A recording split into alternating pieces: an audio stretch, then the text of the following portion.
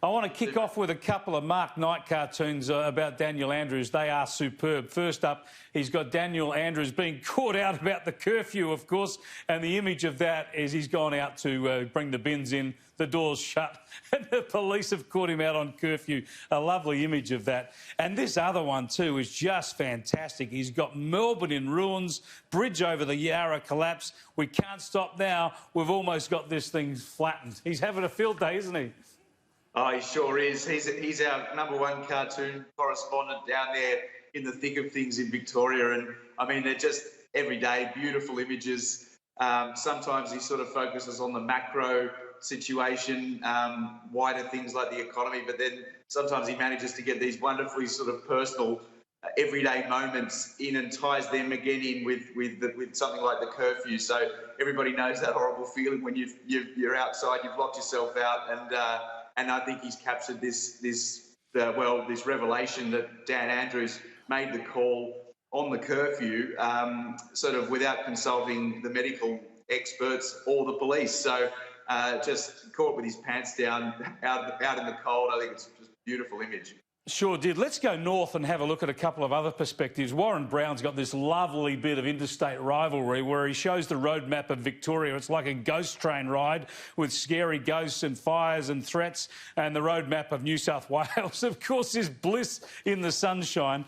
And Brett Lethbridge in the Courier Mail's got this great cartoon where there's people trying to get into Queensland and normal people face just a still door. You can't get in. Celebrities, no worries. You come in and there's champagne on ice. Pretty much how it is, isn't it?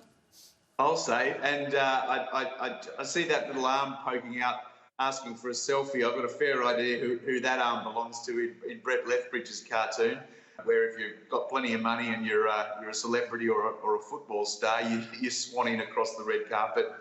Otherwise, you're lucky to get across at all, you know. Now, Johannes, you've had a stellar week. You're just knocking him dead. But I want to look at this cartoon first up because this is a media show and you've just exposed the hypocrisy of the media beautifully. You've got them in Portland, Oregon, where there's just the 100th consecutive night of what they call in the media often harmony and tranquility, the mainly peaceful protests, they say.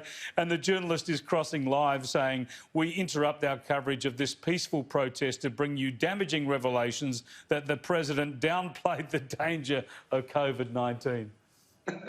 Yeah, he hasn't downplayed it, has he? I mean, this is what they've been doing for months on end now, and it's not just the media, is it? I mean, the Democrats too were very, very reluctant to even mention some of the rioting and some of the violence going on in these cities, even going back to the Democratic National Convention. So there's a reluctance to focus on certain pressing issues.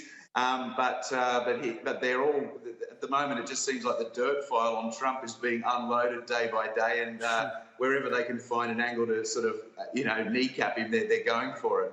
Everyone wants to downplay their own favourite issue. Just briefly, I want to show your cartoon with Daniel Andrews here. Similar theme to that Mark Knight cartoon. Look, nobody wants to open up more than me, but I'm not about to go and undo all the great work we've done so far. The place is in ruins. Yeah, well, look, I was going for that same sort of imagery that Mark Knight did, sort of captured so beautifully in the first cartoon, one of the first cartoons we brought up tonight. But yeah, look, I just wanted to kind of catalogue some of the disasters of Victoria and kind of collect them all into the one image. Going back, if you look back in the far distance, I tried to make them look like those tower blocks, and I mean, doesn't that seems like a lifetime ago that they shut down those tower blocks. Locked everybody up inside, but then things just sort of unravelled after that, didn't they? Sure did. Thanks for joining us again, Johannes. Great stuff. Pleasure, mate. Cheers.